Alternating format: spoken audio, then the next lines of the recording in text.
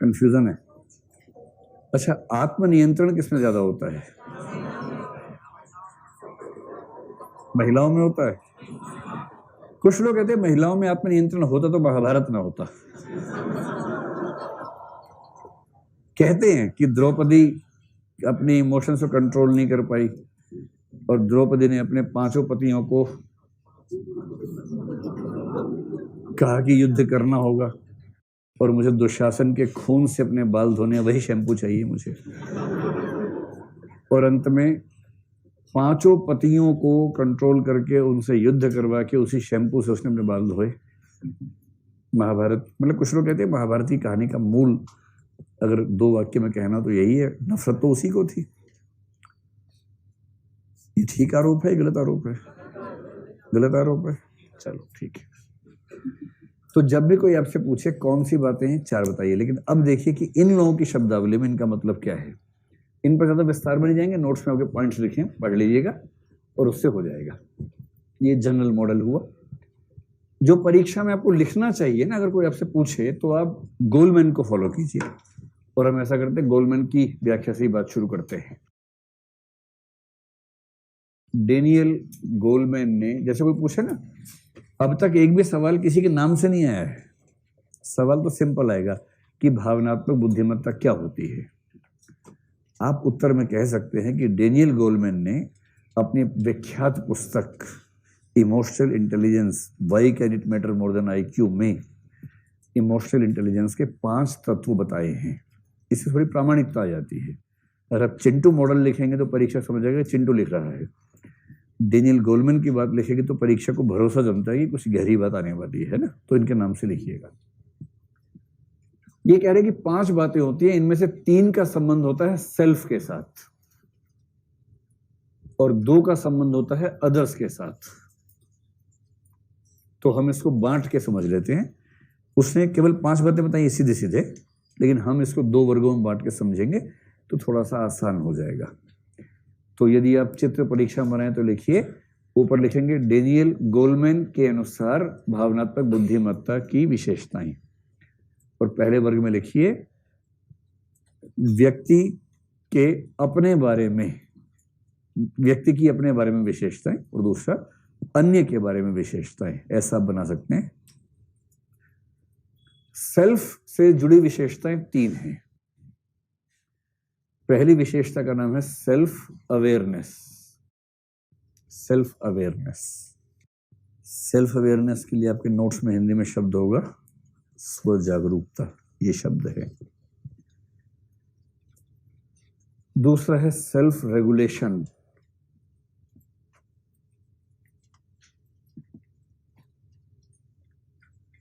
और तीसरा है सेल्फ मोटिवेशन।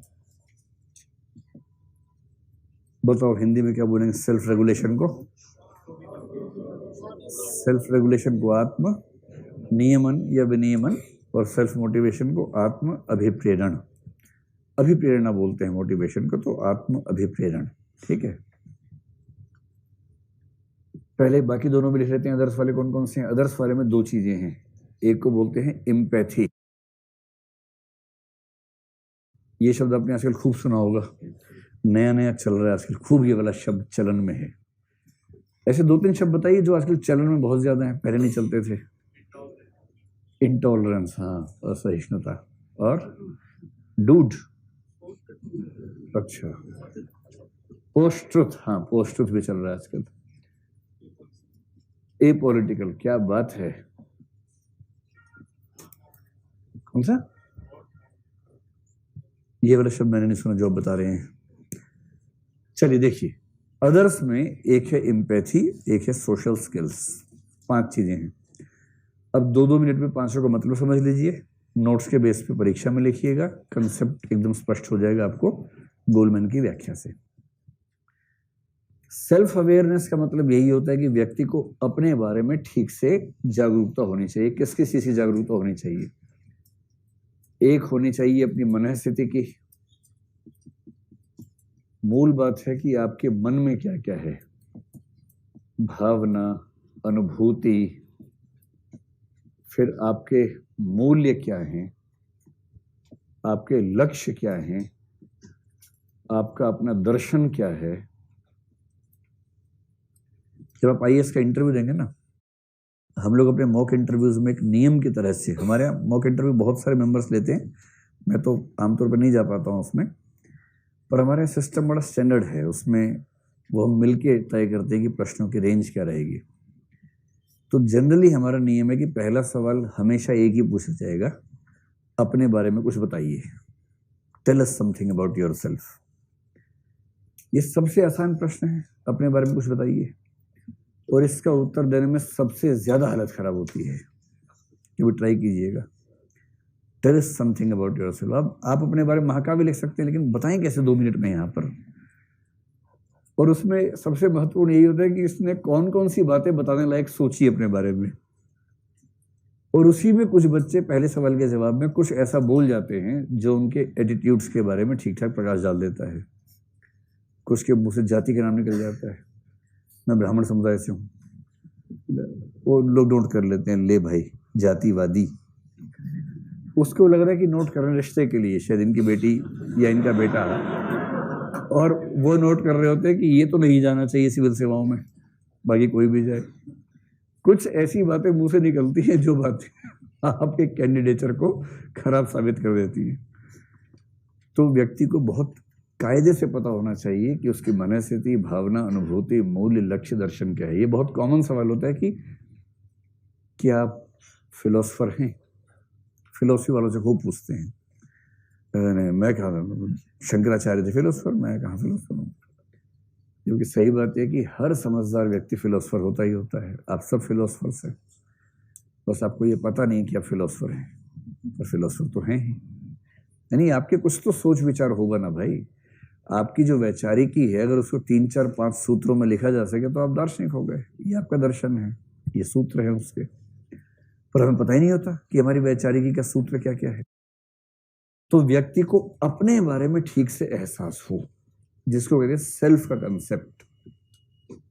और सेल्फ का कंसेप्ट मैंने आपको बताया था एक बार, I am not what I think I am, I am not what you think I am, I am what I think you think I M.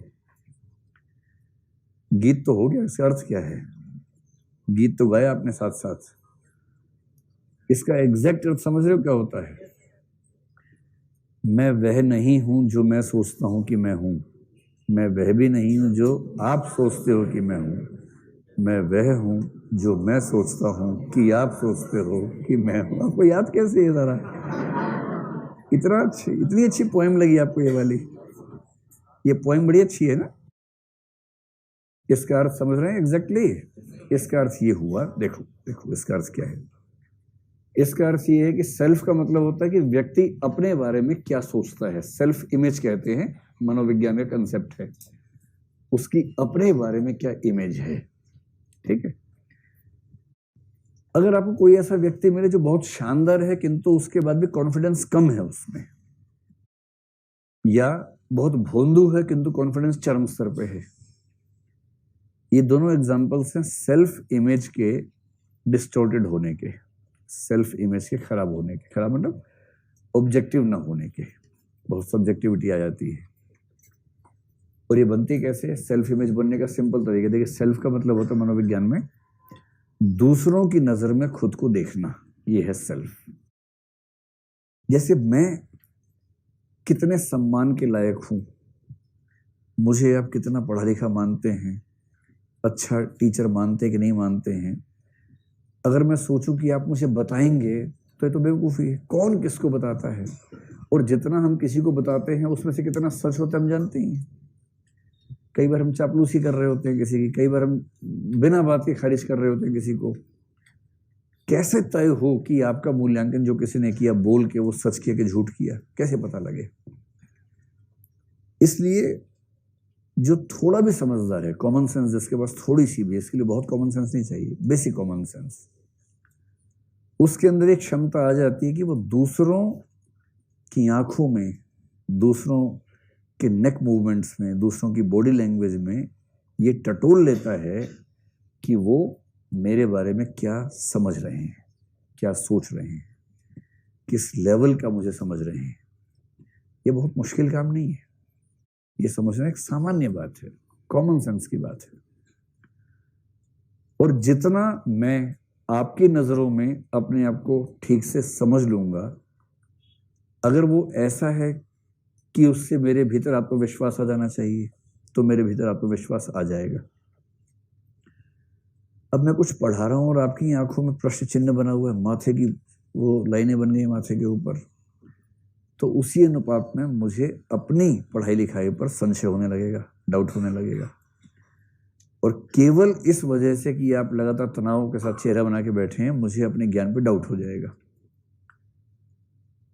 समझ गए बात? अब सुनो फिर से उस वाक्य को। अब बताओ बत्ती जली कि नहीं जली? इसमें जो मैं है ना, मैं वह नहीं हूं। मैं का मतलब मेरे सेल्फ की इमेज, मैं अपनी नजर में क्या हूं, ये उस प्रश्न का उत्तर है। मैं वह नहीं हूं जो मैं सोचता हूं कि मैं हूं। ठीक, यहां तक स्पष्ट है? सेकंड, मैं वह भी नहीं हूं जो आप सोचते हैं कि मैं हूं। आप सोचेंगे ये क्या बात, ये तो बताया था अभी, तो उल्टा हो गया मामला। गौर करना है, गौर करना है। मान लीजिए कि आप में से कुछ लोग बड़े भयानक अभिनेता हैं, भयानक अच्छी सेंस में कह रहा हूं, खतरनाक टाइप के अभिनेता हैं मान लीजिए।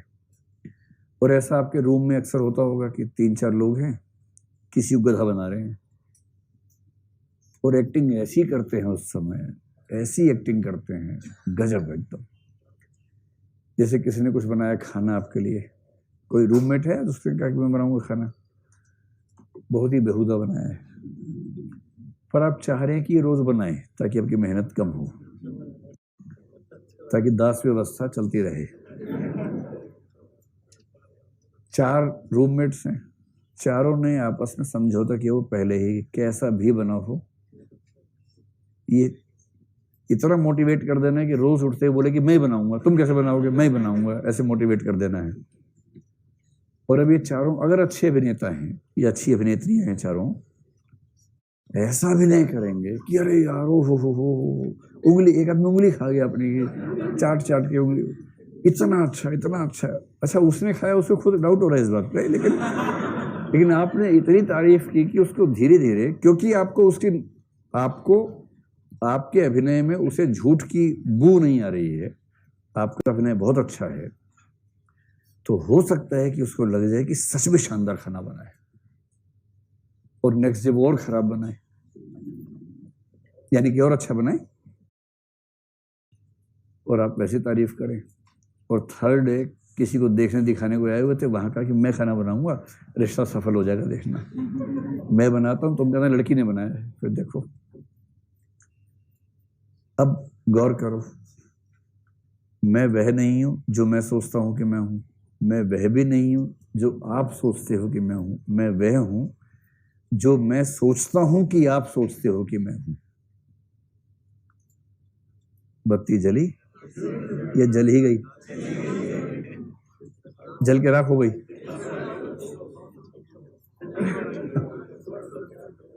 शॉर्ट सर्किट हो गया, समझ गए? लास्ट वाला नहीं समझे? मतलब ये है कि मैं अपने बारे में क्या सोचता हूं उससे फर्क नहीं पड़ता, आप मेरे बारे में क्या सोचते हो मुझे फर्क नहीं पड़ता। मुझे क्या लग रहा है कि आप मेरे बारे में क्या सोच रहे हैं, इससे फर्क पड़ता है। आप मेरे, जैसे मैं आपको पढ़ा रहा हूं, हो सकता है आपके मन में आ रहा हो क्या बकवास पढ़ाता है, पर आपके चेहरे पर भाव ये कि वाह क्या पढ़ा रहा है। एक्टिंग आप ठीक कर रहे हैं, और मैं उस एक्टिंग की गिरफ्त में आ गया और मुझे लगने लगा मैं सच में अच्छा पढ़ा रहा हूं, और मुझे कॉन्फिडेंस ज़्यादा ही आ गया, मैं गली गली में पढ़ाने लगा उसके बाद, क्योंकि मुझे भरोसा है कि मैं अच्छा पढ़ाता हूँ। तो जो मेरे साथ हो रहा है, मैं ओवर कॉन्फिडेंस का शिकार हो गया, क्योंकि आप एक्टिंग अच्छी कर लेते हैं। अब बुझा गया? अब थर्ड हिस्सा जरा बताओ वैसे। मैं वह हूं जो मैं सोचता हूं कि आप सोचते हैं कि मैं हूं। स्पष्ट एकदम? चलिए, तो सेल्फ की धारणा जिसकी अच्छी है, इसका मतलब है कि वो समाज के निगाह में, दूसरों के निगाह में खुद को ठीक से स्टडी कर लेता है, और दूसरा उसके मन में जो चीजें हैं उनका एनालिसिस उसका शार्प है। जैसे मैंने कहा था ना, कई चीजें बहुत नजदीकी होती हैं, यदि आप उनमें अंतर ठीक से कर पाते हैं तो इसका मतलब है कि आपकी अंडरस्टैंडिंग बहुत सटीक किस्म की अंडरस्टैंडिंग है अपने मूड्स को लेकर, अनुभूतियों को लेकर। जैसे एक छोटे बच्चे के बारे में कहते हैं कि बच्चे की अनुभूतियां बड़ी सरल होती हैं, उसे केवल दो बात समझ में आती है, सुख और दुख, बस। जैसे जैसे हम मैच्योर होते हैं हमारे इमोशंस कॉम्प्लेक्स होने लगते हैं। कॉम्प्लेक्सिटी ऑफ इमोशन का मतलब ये हुआ कि हम केवल खुश या केवल दुख में नहीं होते हैं। कॉम्प्लेक्स इमोशंस का मतलब है कंपोजिट इमोशन, जो दो तीन इमोशन से मिलके बनते हैं। और दो तीन इमोशंस का मतलब है, जैसे मान लीजिए एक स्थिति हो सकती है कि आपको खुशी हो प्लस चिंता हो, एक हो सकती है दुख हो प्लस चिंता हो, एक हो सकती है खुशी भी हो प्लस दुख भी हो। क्या ये सोच पा रहे हैं, खुशी और दुख एक साथ? तो खुशी और चिंता एक साथ कैसे कॉम्प्लेक्स बनेंगे? खुशी और चिंता, मेंस का रिजल्ट आ गया, हो गया खुश, अटेम्प्ट लास्ट है, चिंता, खुशी बहुत ज्यादा है क्योंकि बाकी का दुओं का नहीं हुआ, चिंता लास्ट अटेम्प्ट है, खुशी प्लस चिंता, दुख प्लस चिंता नहीं हुआ मेंस, अब एक ही अटेम्प्ट बचा हुआ है, दुख भी है चिंता भी है। कभी कभी क्या होता है, खुशी और दुख एक साथ, कभी खुशी कभी गम जिसको बोला गया है ना शास्त्रों में, वो एक साथ हो जाता है, खुशी भी और दुख भी। जैसे लिस्ट में देखा, रिजल्ट प्रॉपर आईएएस में सिलेक्शन हो गया, आपका सेकंड रैंक आया है, पर फर्स्ट रूममेट का आ गया है। तो कॉम्प्लेक्स इमोशंस को ठीक से समझ पाना, और आप में से कुछ साहित्यिक विद्यार्थी वो जानते हैं कि जिससे आप सबसे ज्यादा या बेपनाह मोहब्बत करते हैं, उसी से बेपनाह नफरत भी करते हैं, कई बार साथ साथ चलता है। इमोशंस हवा में थोड़ा रहते हैं। अब आइए सेल्फ रेगुलेशन। सेल्फ रेगुलेशन का मतलब सेल्फ कंट्रोल या सेल्फ रेगुलेशन, जो मैंने पहले कहा था ना कि अपनी भावनाओं को नियंत्रित करने की क्षमता। सेल्फ रेगुलेशन के दो मतलब हो सकते हैं। एक तो ये हो सकता है कि देखिए, मन में भावनाएं तो आती ही हैं, एक तो है कि किसी भावना को व्यक्त करना है या नहीं करना है, व्यक्त करना है या नहीं, एक तो ये। और यदि किसी भावना को व्यक्त करना ही है तो उसकी इंटेंसिटी, उसकी तीव्रता, अभिव्यक्ति की तीव्रता क्या होनी चाहिए। अगर आपने इसे साध लिया तो आपको एक सफल व्यक्ति होने से कोई रोक नहीं पाएगा, आप भी नहीं रोक पाएंगे खुद को उसके बाद। तो अगर आपने इस चीज को साध लिया तो व्यक्त करना है या नहीं, और व्यक्त करना है तो उसकी अभिव्यक्ति की तीव्रता कितनी होगी। व्यक्त करना है या नहीं का मतलब ये हुआ कि ऐसी सिचुएशंस तो जीवन में कई बार आई जाती है ना कि आपके मन में एक भाव आ रहा है पर आपको लगता है कि व्यक्त करना ठीक नहीं होगा। जैसे पेरेंट्स के सामने कई बार होता है, पेरेंट्स कभी कभी खराब तरीके से डांट भी देते ही होंगे आप लोगों को, और आपको ये भी लगता होगा कि इस उम्र में ऐसी डांट सुनना तो ठीक नहीं है, मन में खूब विरोध का भाव आता होगा, पर आपको उसी समय लगता होगा कि नहीं, कोई बात नहीं, वो जिस उम्र में है, जिस टेम्परामेंट में है, उनका कहना बुरा नहीं मानना चाहिए। या सीधे सीधे उपयोगितावादी भाव कि चेक यहीं से आता है हर महीने, ये मेरे पेटीएम फादर हैं। तो एटीएम फादर बोलते थे, आजकल एक कंसेप्ट है एटीएम फादर। वो फादर जिससे इमोशंस नहीं मिलेंगे, टाइम नहीं मिलेगा, बच्चे बाप में कोई रिलेशन नहीं है सिवाय एटीएम के, कि जब जब बच्चे को पैसे की जरूरत है बाप पैसे की सप्लाई करता रहेगा, ये संबंध है एटीएम फादर।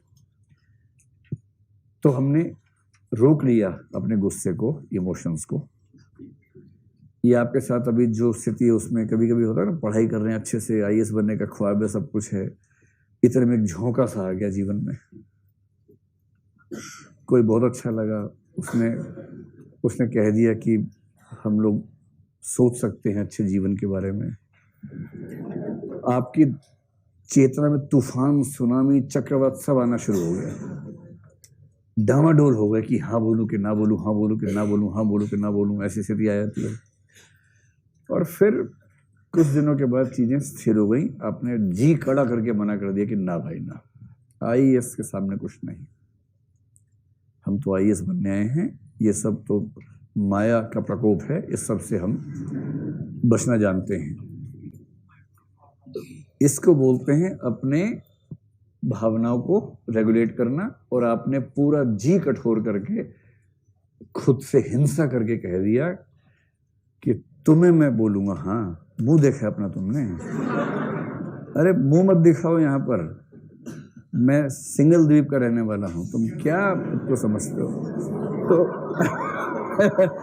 ऐसी ऐसी कुछ बात बोल के मतलब कि आप टाल दीजिए उसको। कुछ बच्चे समझ गए कोड वर्ड को, बाकी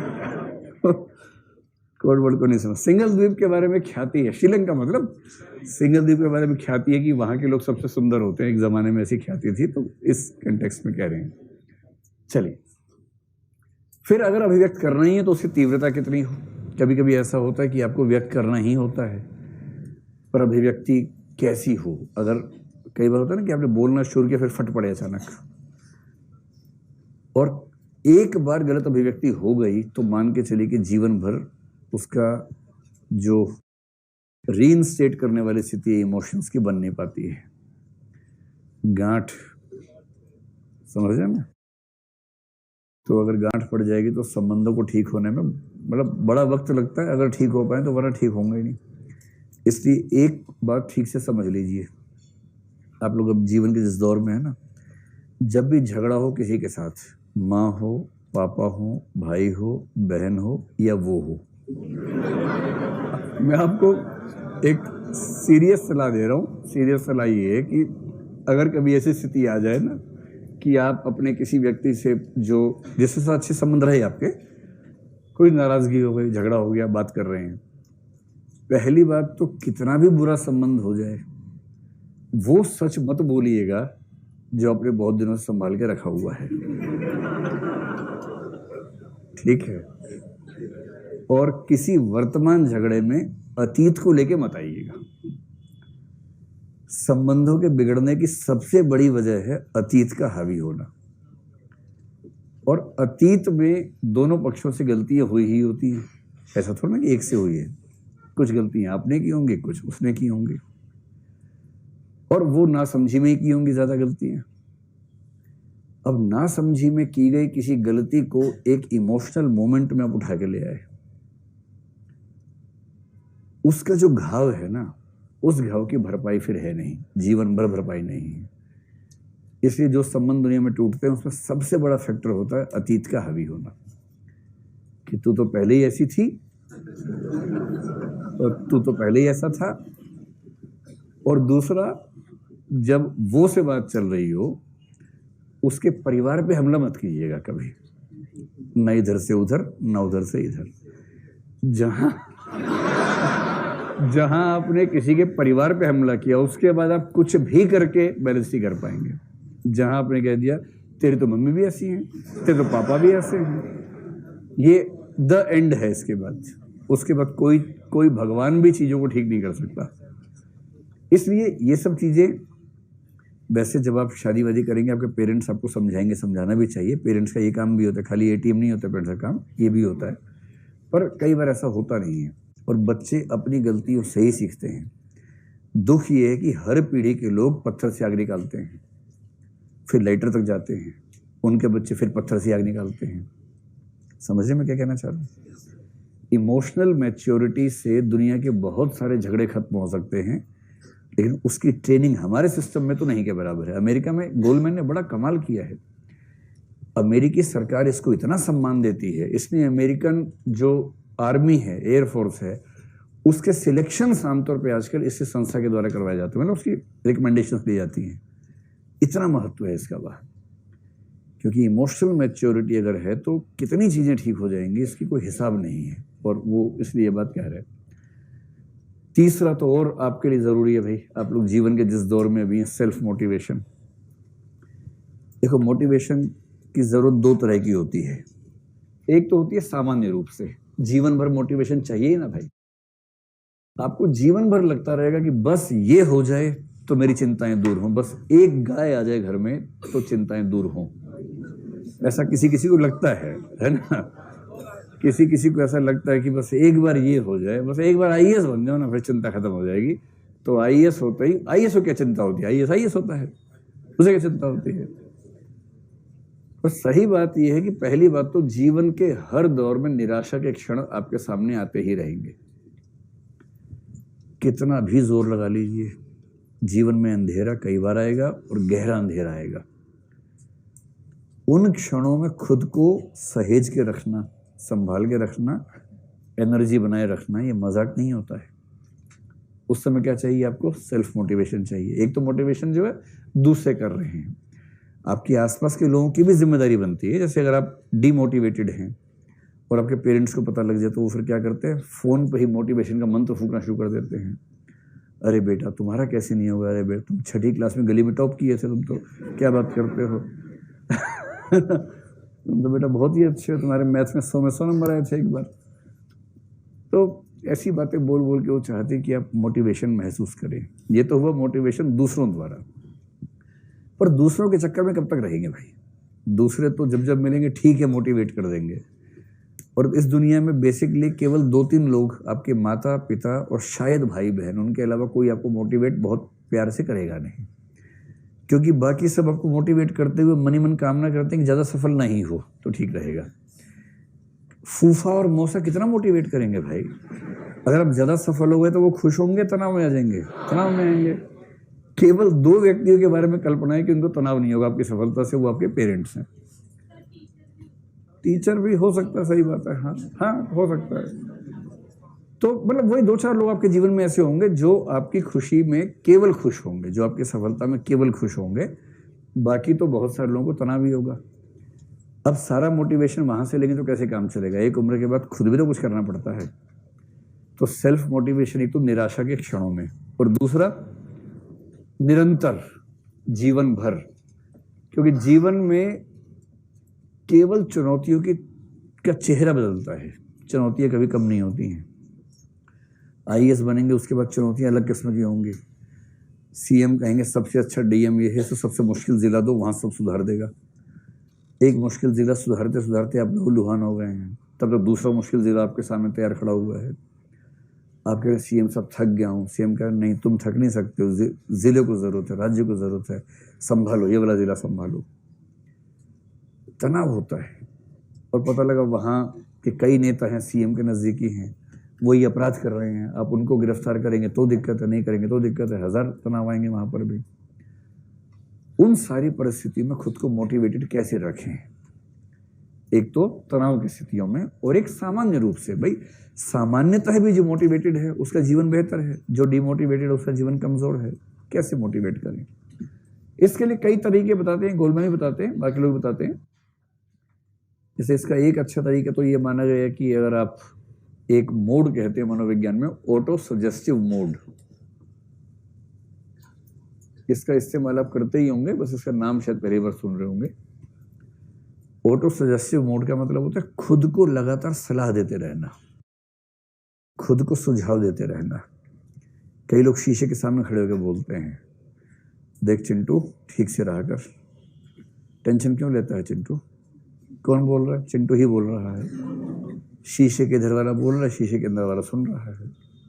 अरे चिंटू तेरे से अच्छा कोई नहीं है, तू सबसे अच्छा है, तो ठीक से, कितनी बढ़िया आंसर राइटिंग करता है, डर मत, एक टेस्ट में नंबर है तो क्या हो गया, कल फिर से अच्छा आंसर लिख चिंटू और फिर सब ठीक होगा। ये ऑटो सजेस्टिव मोड है।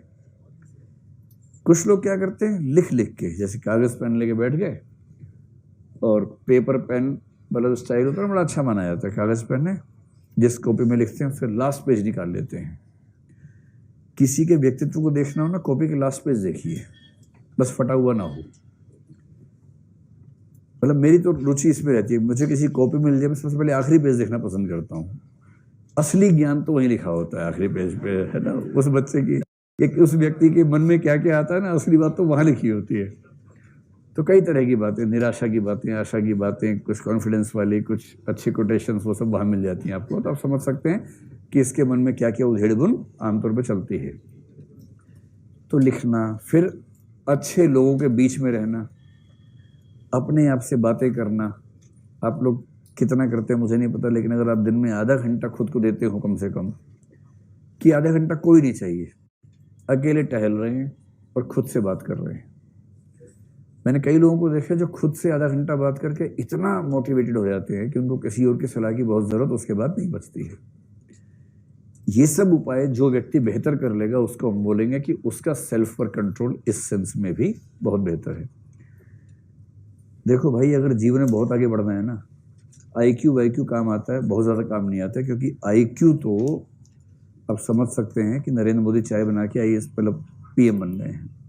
मेरा ख्याल से IQ इतना नहीं होगा कि आप घबरा जाए उनका IQ देख के।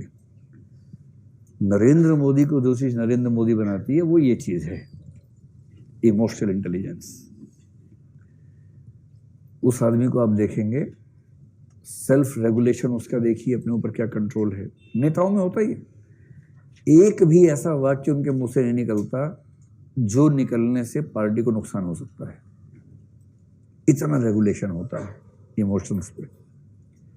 तो सेल्फ मोटिवेशन, आप इस समय राहुल गांधी की हालत सोच के देखिए। अभी तो फिर भी ठीक है, अभी तो पिछले 6, 8, 10 महीने में मामला कुछ ठीक हो गया है। राजस्थान की सरकार बनी, छत्तीसगढ़ की बनी, MP की बनी, उससे पहले का, अक्टूबर से पहले का सोच के देखिए। जो व्यक्ति ऐसे परिवार से हो जहां पूरी सत्ता रही हो, केंद्र में आज तक की सबसे खराब स्थिति, लगभग सारे राज्यों में विपक्षी पार्टी की सरकार बन चुकी है, और ये व्यक्ति जो भी काम करना चाहता है इसका मजाक बन जाता है, और पूरा एक संगठित तंत्र उसको पप्पू साबित करने पर लगा हुआ है, और लोगों के दिमाग में बैठ गया है कि ये समझदार व्यक्ति नहीं है, उसका IQ बहुत कम है। यही धारणा बैठ गई ना कि IQ बहुत कम है उस व्यक्ति का, जबकि IQ उसका कम ऐसा है नहीं, लेकिन कुछ उसके कथनों को बेस बना के ऐसा साबित कर दिया। इस हताशा की स्थिति से लड़ते लड़ते किसी तरह से खुद को ठीक स्थिति में लेके आना, ये मजाक नहीं है। पॉलिटिशियंस की जिंदगी को देखेंगे तो उन पर दया आएगी, आपको हंसी नहीं आएगी, दया आएगी। लेकिन वही बात है कि जीतेगा वही जो हारेगा नहीं, जो लड़ेगा ठीक से। और ये लड़ाइयाँ बहुत छोटी नहीं होती हैं, सस्टेन्ड फाइट्स होती हैं, और जिसने एक लंबे समय तक संघर्ष करने का मादा बना लिया, हासिल कर लिया, उसे कोई हरा नहीं सकता है। तो इस पूरे पाठ्यक्रम में एक चीज अगर अपने अंदर उतार लेनी है तो वो ये उतारनी है, जिंदगी एकदम शानदार हो जाएगी अगर ये उतर गई तो। अब आइए दूसरों वाले पक्ष में, एक है एम्पैथी और दूसरा है सोशल स्किल्स। एम्पैथी क्या होती है?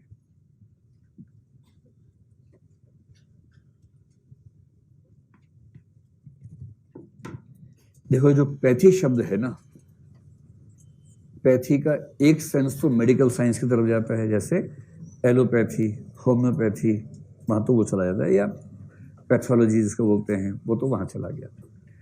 इसका एक अर्थ होता है जानने के सेंस में, नॉलेज के सेंस में। जैसे आपने एक शब्द सुना होगा टेलीपैथी, सुना है? टेलीपैथी का मतलब है दूर से जानना, सुदूर ज्ञान। जैसे